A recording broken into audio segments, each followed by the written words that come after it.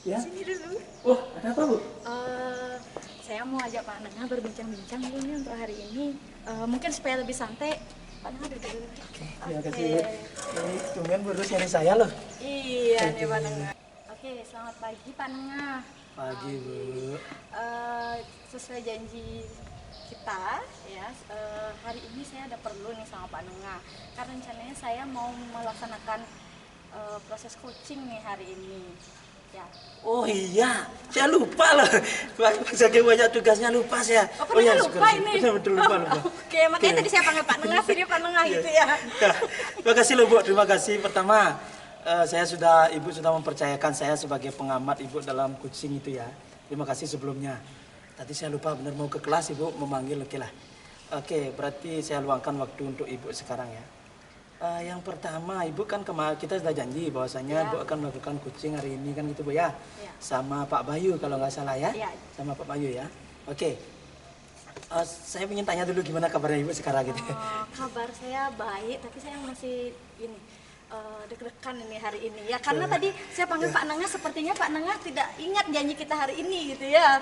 Oke. Betul, Bu, banyak kelupaan ini, Bu, banyak beban, banyak lupa. Lihat Ibu biasanya semua beban saya hilang gitu jadi jauh. Itu ya kelupaan. Sorry Bu, sorry ya. Oke, Bu, kita masuk ke pokok pembahasan kalau gitu, Bu ya. Karena Ibu sudah akan melaksanakan coaching, biar saya nggak mengamar waktu Ibu untuk melaksanakan sama Pak Bayunya, siapa tahu juga Pak Bayu dan nunggu, Bu ya. Yang pertama, Ibu sudah mengetahui rubrik daripada coaching ini. Rubriknya ada tahu? Untuk rubriknya sepintas saya udah mengetahui, tapi mungkin bisa Pak Nengah jelaskan lagi misalkan. Siap, Bu. Yang pertama rubriknya seperti ini, Bu ya. Ada 3 hal yang nanti kita akan nilai, Bu. Apakah ini sudah terlaksana atau belum. Yang ingin saya laksanakan, yang ingin kita capai di sini yaitu saya bacakan, Bu ya. Yang pertama itu tidak dilakukan sama sekali. Yang kedua itu sudah dilakukan namun belum sesuai dengan prinsip coaching. Yang ketiga tentunya yang ini yang ingin kita capai bersama maupun Ibu dengan Pak Bayu termasuk saya juga sebagai pengamat sudah dilakukan dan sesuai dengan prinsip coaching, kemitraan, kreatif, melaksanakan potensi seperti itu, Bu ya. Itu yang terima kasih Pak Nengah sudah mengingatkan saya mengenai rubrik dari coaching hari ini. Selanjutnya Ibu, dari penilaian itu saya juga ingin bertanya ke Ibu, nanti Ibu dengan Pak Bayu melaksanakan coaching, kompetensi apa yang ingin Ibu kembangkan? Kompetensi yang ingin saya kembangkan. Jadi kita ketahui sebelumnya bahwa ada 3 kompetensi dalam coaching, yaitu adalah kehadiran penuh, yaitu present. Terus yang kedua adalah mendengarkan dengan rasa. Dan ketiga adalah bagaimana saya nanti sebagai coach bisa mengemukakan atau memberikan pertanyaan-pertanyaan yang berbobot untuk membantu coach saya dalam menyelesaikan permasalahan dia. 3 kompetensi itu ingin Ibu kembangkan ya. Nanti akan saya lihat itu di saat saat Ibu melakukan coaching ya. Saya ingin nanya, Bu, secara spesifik dari ketiga hal tersebut. Memang sih semuanya itu kita butuhkan ya, tapi secara spesifik yang ingin Ibu unggulkan di sana atau ingin Ibu munculkan lebih, itu kompetensi yang mana? Dari 3 kompetensi tersebut mungkin yang ingin saya lebih spesifik, saya lebih kembangkan itu adalah di rasa. Kenapa? Mendengarkan dengan rasa, karena di sana kan kita sebagai coach itu harus bisa mengarahkan coach melalui pertanyaan-pertanyaan berbobot kan gitu. Nah, di sana diperlukan juga bagaimana saya sebagai coach itu bisa mendengarkan dengan rasa. Jadi saya hadir di sana, saya juga bisa memberikan respon dan saya juga bisa mengarahkan coach melalui pertanyaan-pertanyaan saya tadi supaya dia bisa menyelesaikan permasalahan dari coach tersebut, seperti itu. Intinya mendengarkan dengan rasa, mendengarkan dengan rasa. Sehingga si coach ini nyaman untuk bercerita. Nyaman dulu dia. Karena kalau tidak nyaman nanti dia nggak mau mengeluarkan ceritanya Biasanya melihat Ibu sih langsung nyaman dia bercerita, Bu, biasanya ya. Kan seperti itu ya, biasanya. Dari kompetensi yang Ibu ingin kembangkan itu, pasti Ibu memiliki tujuan kan? Apa orientasi atau apa tolak ukurnya gitu. Saya ingin mengetahui dari Ibu, apa tolak ukurnya atau ketercapaiannya bagaimana? Jadi tolak ukurnya adalah yang pertama tadi dari mendengarkan dengan rasa tersebut, saya ingin dari proses coaching ini terjalin komunikasi yang baik dulu, dari komunikasi yang baik, terus tadi dengan rasa antara coach dengan coachee merasa nyaman, gitu, sehingga nanti akan terjadinya keterbukaan. Setelah itu nanti melalui pertanyaan-pertanyaan, coachee menceritakan permasalahan apa yang dia sedang alami, terus saya berusaha membantu dengan memberikan pertanyaan tadi sehingga coachee mampu dia untuk menemukan solusi lah dari permasalahannya dia. Jadi harapan saya dari proses coaching ini, coachee saya bisa menyelesaikan atau menemukan solusi dari permasalahannya dia, seperti itu sih Pak. Oke, endingnya berarti Ibu ingin si coachee ini menyelesaikan masalahnya sendiri ya, kan gitu seperti ya? itu dari proses coaching yang kita tahu ya. Jadi dari nyaman dulu ya kan? Ya. Kalau nyaman nggak bisa diragukan, saya aja bicara sama Ibu gini nyaman gitu kan. Paling inti endingnya adalah si coachee menemukan solusi itu ya. Oke Ibu, biar tidak panjang lebar lagi karena saya sudah banyak juga cerita dari Ibu. Kemudian saya juga ingin mengetahui nih bagaimana action dari Ibu. Oke, biar nanti Bu ya, kalau di sini cuacanya nggak enak, nanti kita biar kucingnya nyaman, biar Ibu juga nyaman, nanti kita cari tempat yang nyaman Bu ya untuk lakukan coaching ya. Nanti saya cari Pak Bayu juga, kita tentukan ruangan seperti itu Pak Bayu. Iya betul. Oke, terima kasih Bu. Selamat bertugas. Selamat siang Pak Bayu. Selamat siang Bu. Bagaimana kabarnya Pak Bayu? Kabarnya hari ini baik. Baik. Oke. Nah Pak Bayu, karena kita hari ini mau berbincang-bincang, saya ingin bertanya kira-kira Pak Bayu ada sesuatu yang ingin Pak Bayu bagi atau Pak Bayu ingin share mungkin tentang apa gitu dari percakapan kita siang hari ini? Oke, sebenarnya ada yang ingin saya sampaikan. Ini terkait dengan reaksi murid-murid saya di kelas yang tidak terlalu aktif dalam mengikuti pembelajaran saya. Jadi saya merasa kayak belajar atau mengajar di kelas, tapi tidak ada respon yang baik yang ditunjukkan oleh murid-murid saya. Jadi permasalahannya di situ. Oke, jadi permasalahannya Pak Bayu tentang pembelajaran Pak Bayu di kelas seperti itu ya. Pak Bayu merasa seperti mengajar sendiri gitu ya, kurang interaksi gitu ya. Oke, karena percakapan kita ini tidak lama, saya ingin bertanya sama Pak Bayu, kira-kira apa sih yang Pak Bayu ingin harapkan di akhir dari kita berbincang-bincang ini? Kira-kira apa yang Pak Bayu harapkan? Oke, jadi yang ingin saya harapkan dari percakapan ini adalah tentunya ingin menemukan atau mendapatkan sebuah solusi terhadap permasalahan saya mengenai mungkin cara belajar atau ada hal-hal yang perlu ditingkatkan kembali agar antusiasme murid bisa meningkat dalam proses pembelajaran. Oke, jadi Pak Bayu menginginkan semoga percakapan kita siang hari ini bisa mendapat solusi yang baik ya. Oke, kita lanjut Pak Bayu. Nah, tadi Pak Bayu berbincang tentang pembelajaran, gitu ya, pembelajaran Pak Bayu seperti merasa di kelas itu sendiri gitu ya, bagaimana minimnya interaksi dari siswa seperti itu. Nah, saya ingin bertanya, kira-kira faktor apa sih yang sampai membuat anak-anak Pak Bayu itu berperilaku seperti itu dalam pembelajaran? Kok dia kurang interaksi itu bagaimana? Padahal begini, jadi ceritanya pada saat saya melaksanakan pembelajaran di kelas, saya kan sudah melaksanakan tugas sebagai guru, bagaimana saya menyampaikan materi, bagaimana cara saya mengevaluasi dari sistem pembelajaran tersebut. Namun pada saat saya melakukan hal tersebut secara berulang-ulang, saya melihat adanya kekurangan dari diri saya terhadap respon siswa tentang cara saya mengajar. Nah, dari hal tersebut mungkin yang dapat saya bisa ambil kenapa mereka menjadi sangat kurang aktif di dalam pembelajaran saya, dikarenakan metode pengajaran saya yang mungkin kurang aktif sehingga mereka tidak menemukan gaya belajar mereka sesuai dengan apa yang mereka inginkan.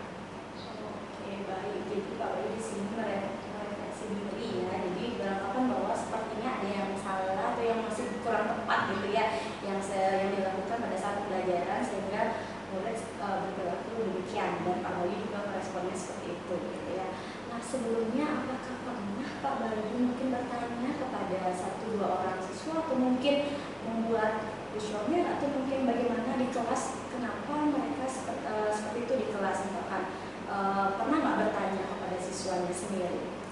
Pak Bayu nanti? Iya. Jadi kalau bertanya secara langsung mungkin tidak ya, tapi saya pernah mencoba untuk melakukan pembelajaran dengan metode yang lain dan itu mendapatkan respon yang sangat baik dari murid-murid saya. Jadi namun memang belum saya terapkan di setiap materi pembelajaran saya. Namun salah satu metode tersebut sudah memberikan dampak yang baik dan respon yang baik dari murid-murid saya di kelas. Oke, jadi Pak Bayu sudah pernah mencoba untuk menerapkan model metode lain ya. Kalau boleh saya tahu kira-kira itu metode apa Pak Bayu? Jadi metodenya adalah mungkin pada pembelajaran saya sehari-hari saya menerapkan penjelasan tentang materi, kemudian menggambarkan sedikit melalui sebuah tulisan di papan tulis tanpa memberikan sebuah ilustrasi dalam bentuk gambar. Jadi metode yang saya gunakan saya lebih menggunakan media video di sana, kemudian menampilkan sebuah gambar-gambar dan ada sedikit audio yang membuat mereka setidaknya bisa lebih fokus terhadap pembelajaran. Oke, baik. Jadi mungkin proses pembelajaran Pak Bayu sebelumnya mungkin banyak Pak Bayu yang berbicara, terus mungkin padanya mungkin bantuan media lain gitu ya, sebagai hiburan gitu ya. Jadi Pak Bayu berusaha untuk bagaimana mengemas kelas tersebut supaya lebih berwarna, lebih aktif gitu ya, dengan video tadi ya atau audio. Nah, menurut Pak Bayu sendiri, Pak Bayu punya nggak gambaran kira-kira kelas yang ideal yang Pak Bayu ingin mencapai itu seperti apa? Selain tadi Pak Bayu menerapkan satu kelas ya dengan model atau metode yang baru, kira-kira kelas yang ideal yang Pak Bayu inginkan itu seperti apa? Ya, jadi mungkin bukan hanya keinginan saya saja sebagai seorang guru, jadi mungkin ini merupakan suatu keinginan juga bagi guru yang lain. Jadi di mana pada saat proses pembelajaran siswa turut serta aktif mengikuti pembelajaran, mampu memahami apa yang ingin kita jelaskan dan mereka bisa mencapai tujuan pembelajaran yang diinginkan oleh masing-masing guru terhadap materi pembelajaran. Jadi keinginan saya adalah mereka bisa aktif, mereka bisa nyaman, mereka bisa aman dan mampu memahami pembelajaran dengan baik sesuai dengan gaya belajar mereka masing-masing. Sangat luar biasa sekali ya. Berarti kelas yang ideal itu bagaimana seorang guru mampu mengakomodir setiap kebutuhan yang ada dari peserta didiknya ya. Jadi peserta didik bisa merasa aman, nyaman berada di kelas dan mungkin Pak Bayu menjadikan guru yang dinantikan oleh siswa ya hadirannya di kelas ya. Oke, kalau kita berangan-angan Pak Bayu ya, dengan kondisi yang sudah terjadi sekarang pada siswa yang Pak Bayu ajar, dengan kondisi yang tadi mungkin kurang memperhatikan, terus mungkin juga mereka tidak fokus di kelas, kira-kira mereka tuh kalau kita berani-ani misalkan dari skala 1 sampai 10, kira-kira siswa Pak Bayu tersebut berada di skala berapa sekarang? Oke, jadi siswa saya terutama di kelas saya dengan sikap dan antusiasme mereka pada saat saya melaksanakan proses pembelajaran di kelas, jadi poin yang saya berikan kepada mereka itu berada di poin 5. Jadi mengapa saya memberikan poin 5 tersebut? Karena tidak sebagian besar mereka tidak fokus terhadap pembelajaran, tapi tidak sebagian kecil juga mereka tidak fokus terhadap pembelajaran. Jadi masih berimbang di dalam suatu kelas tersebut, masih berimbang terdapat siswa yang fokus juga terhadap pembelajaran dan terdapat juga siswa yang tidak fokus juga. Jadi ada kecenderungan yang tidak fokus tersebut ingin mengajak teman-teman lainnya untuk bersama-sama dalam membuat suasana lingkungan pembelajaran yang diinginkan. Jadi mereka lebih cenderung mengganggu temannya atau mengajak temannya ngobrol sehingga fokus dari 5 yang tadi akan ikut berbaur kepada teman-teman yang tidak fokus dalam pembelajaran. Ya, jadi tadi dengan yang Pak Bayu paparkan itu di 5, namun kadang-kadang di 5 tersebut misalkan yang pengaruh yang siswa yang kurang memperhatikan itu bisa ada kecenderungan mempengaruhi yang sudah fokus untuk mengajarnya tidak fokus kan gitu seperti itu ya Pak Bayu ya. Nah pastinya sebagai seorang pendidik itu kita tidak mungkin berdiam diri gitu ya dengan kondisi seperti itu terus ya sudahlah kita lakukan aja seperti yang biasanya saja kan tidak mungkin. Pasti kita juga punya upaya untuk berkeinginan supaya yang tadi kita anggap itu skala 5 itu pastinya akan meningkat, mungkin akan menurun. Nah, jika kita berani-ani kembali di Bapak Ibu, pasti kita melakukan upaya kan gitu ya, upaya usaha gitu, tidak hanya dari diri sendiri, pasti juga dari berbagai pihak. Nah, kira-kira dari Pak Bayu sendiri, Pak Bayu ingin mengupayakan yang angka 5 tadi itu mau menuju ke angka berapa dengan usaha yang Pak Bayu akan lakukan? Oke, dari apa yang sudah saya terapkan dan saya sudah pernah mencoba metode pembelajaran baru dan mendapatkan hasil yang lumayan. Jadi untuk angka yang ingin saya raih pada saat ini adalah saya menginginkan murid saya berada pada poin 8. Jadi memang poin tertingginya ada di 9 dan 10. Namun tentunya saya ingin melihat progres mereka sedikit demi sedikit sehingga nantinya mereka akan siap untuk mendapatkan poin yang 9 dan poin tersebut.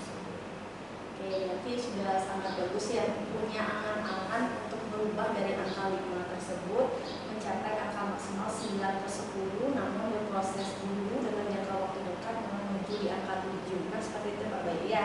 Nah, sekarang Pak Bayu bisa paparkan kira-kira demi mencapai angka 7 dulu deh, jangka pendeknya angka 7. Kira-kira bagaimana strategi Pak Bayu dalam mengubah proses pembelajaran itu supaya anak yang awalnya di skala 5 akan meningkat ke angka 7 gitu.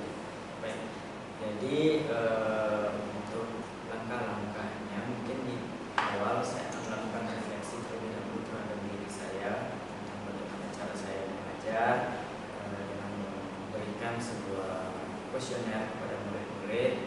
Mungkin ketika saya menanyakan secara langsung kepada murid-murid mungkin tidak akan berkata jujur terhadap melakukan metode wawancara tersebut. Jadi saya mungkin akan melakukan refleksi dengan meminta responden siswa, di sini adalah siswa sebagai responden saya.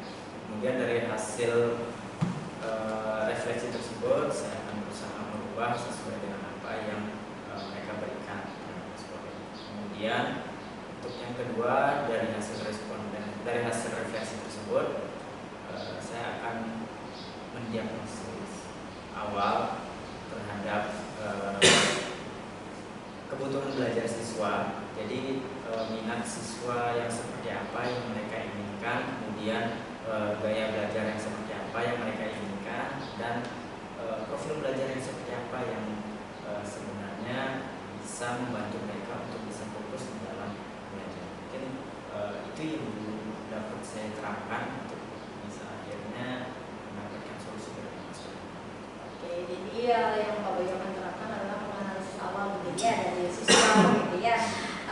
Nah, kira-kira dari rencana yang bagus gitu ya, pasti harus punya awal kapan akan dilakukan gitu Pak Bayu ya. Karena kalau berencana terus kita tidak tahu kapan mau mulai juga tidak akan ini ada kapan kira-kira itu Pak Bayu. Oke, jadi kalau ditanya kapan, mungkin saya akan menerapkan secara perlahan terlebih dahulu. Tapi untuk pastinya mungkin saya akan menerapkannya di tahun ajaran baru.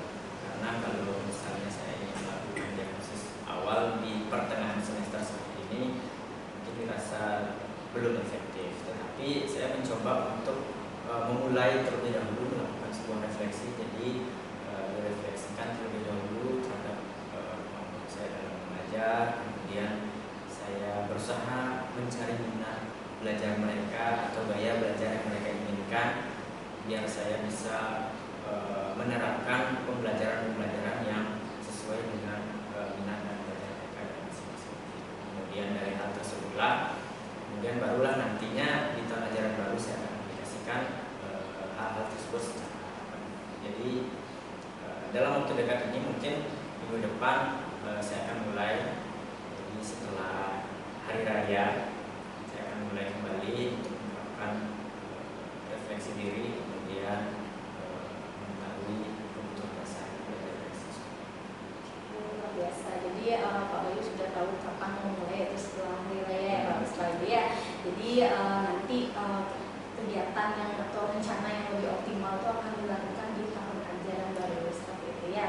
Oke, Pak Bayu, sayang sekali waktu kita terbatas ini, kita kena waktu ya. Nah, saya mau bertanya, di titik ini sampai kita di pembicaraan akhir ini, kira-kira hal apa yang sudah Pak Bayu dapatkan dari percakapan kita hari ini? Oke, jadi sebelum melalui percakapan ini, tentunya saya memiliki banyak sekali permasalahan yang sebelumnya saya belum pernah ceritakan. Jadi saya simpan sendiri, tetapi hal ini merasa tidak nyaman bagi diri saya sampai akhirnya saya mulai untuk bercerita melalui percakapan kita kali ini, sehingga akhirnya apa yang saya khawatirkan atau yang menjadikan sebuah permasalahan dalam pembelajaran saya bisa menemukan titik terang dari permasalahan tersebut melalui pertanyaan-pertanyaan yang sudah diberikan. Oke, terima kasih ya Pak Bayu ya. Semoga melalui proses coaching kita ini menjadi bermakna dan bermanfaat. Semoga solusi dari permasalahan Pak Bayu bisa segera terpecahkan, dan tadi seperti Pak Bayu sudah mempunyai target bahwa akan memulainya di minggu depan, bukan seperti itu Pak Bayu? Yes. Oke, seperti itu. Nanti Pak Bayu akan mengoptimalkan lagi pada saat di tahun ajaran baru. Oke, terima kasih Pak Bayu untuk kesempatan yang baik pada hari ini. Nanti akan saya tunggu cerita Pak Bayu selanjutnya setelah Pak Bayu melakukan tindakan awal yang minggu depan ya. Kita akan bercerita lagi kira-kira bagaimana hasilnya, seperti itu kurang lebihnya. Oke, terima kasih Pak Bayu. Sampai jumpa di lain kesempatan ya. Oke Bu, aduh sudah kelihatan wajahnya ceria sekali ya. Gimana Bu perasaannya tadi udah melakukan coaching? Perasaan yang saya lakukan pastinya senang gitu. Yang pertama untuk diri saya sendiri, saya bisa belajar bagaimana proses coaching itu, belajar berkomunikasi. Terus juga saya senangnya di sini saya bisa membantu Pak Bayu dalam menyelesaikan permasalahan yang sedang dihadapi, seperti itu sih. Dan pastinya senang karena di sini sudah ada Pak Ngah sebagai pengamat ya. Jadi membantu saya juga, pastinya akan ada feedback dari hasil tadi pengamatan Pak Ngah. Oke. Dari Ibu melakukan coaching tadi sama Pak Bayu, saya udah amati benar-benar jalannya, prosesnya sudah sampai titik komanya pun sudah saya amati dengan jelas Bu ya. Yang Ibu rasakan tadi, ada nggak alur ceritanya yang terlepas atau terulang-alik atau gimana? Kalau dari alur tirtanya sendiri, kalau menurut saya pribadi sih saya udah runtut ya, sudah melakukan sesuai alur tirta, yaitu mulai dari tujuan, identifikasi, terus rencana aksi, dan juga aksi nyata. Oke. Saya ingin bertanya lagi sekali ya Bu. Dari skala nilai Bu 1 sampai 4 deh, jangan banyak-banyak itu dari 10. Ibu sekarang ada di posisi berapa saat melaksanakan coaching tadi? Oke, kalau menurut saya pribadi sih sudah di angka 8 ya. 1 sampai 4 skalanya.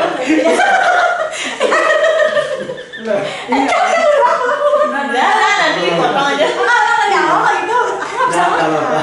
Dipotong aja nanti. Skalanya 1 sampai 4. Tadi soalnya berapa? Oke Bu, seandainya ini Bu ya. Orang saya tadi 1 sampai 10 ya Pak Bayu ya. 1 sampai 4 aja. Oke Bu, saya bilang lagi satu aja Pak. Seandainya ada skala 1 sampai 4. Ibu tadi melakukan coaching dengan Pak Bayu itu, posisi Ibu sekarang ada di mana? Oke, kalau dari skala 1 sampai 4, mungkin saya sudah di 3 ya Pak ya. Jadi istilahnya pastinya saya tujuannya pengen ke 4.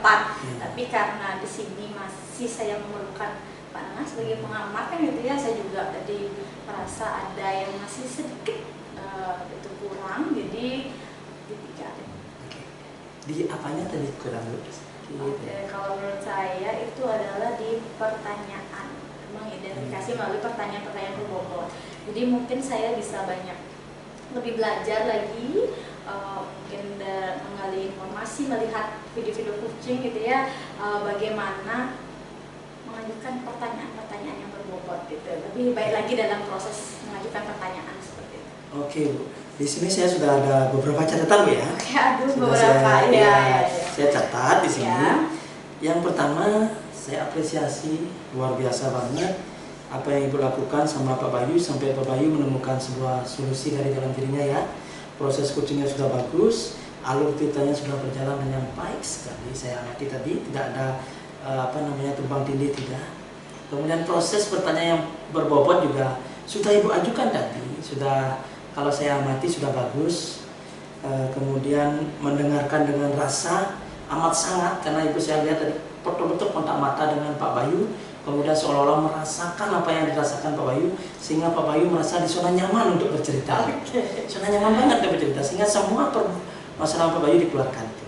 Namun di sini ada seperti yang Ibu refleksi tadi diri Ibu sendiri bahwasanya ada memang bukan kekurangan sih, tapi sedikit yang harus memang dipertajam Bu ya. Pertanyaan-pertanyaan yang berbobot itu harus dipertajam untuk menggali lagi permasalahan-permasalahan dari kunci itu sehingga betul-betul solusinya itu tepat guna. Ya Bu ya, itu saja sih yang saya lihat.